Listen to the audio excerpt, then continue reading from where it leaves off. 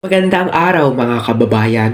Narito po ang mga nagbabagang impormasyon batay sa mga sumusunod na paksa, ang politika at ang Todos los Santos.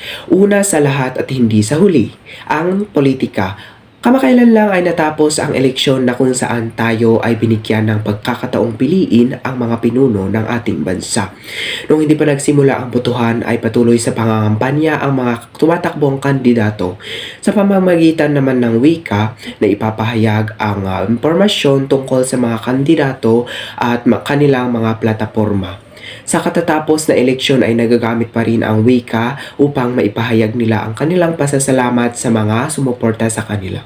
Paalala, hindi rin dapat kalimutan ang magkaroon ng respeto sa iba't ibang pananaw at opinyon ng iba. Maaari nating maipahayag ang ating mga saloobin at magkaroon ng mas malalim na pananaw o pag-unawa sa mga isyong pampolitika. Ikalawa ay ang Todos los Santos. Ito yung pag-alala ko nung araw na ako'y patay na patay sa iyo. Sa araw ng Todos los Santos, ito yung araw ng pag-alala sa mga namayapa.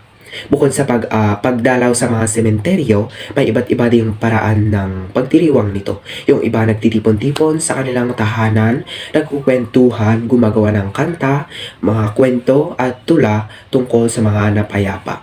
Sa pamamagitan ng mga gawaing ito, ipinapakita natin ang kahalagahan ng wika sa ating lipunan. Ito ay nagbibigay daan sa atin upang maipahayag ang ating mga damdamin at pagmamahal sa kanila. Sana all talaga buti pa yung patay inaalala. Yung tayo, mansari pa nga nakakalimutan. Paano pa kaya kung namatay na? Lagi nating isipin na ang wika ay mahalagang kasangkapan para ipahayag ang nararamdaman.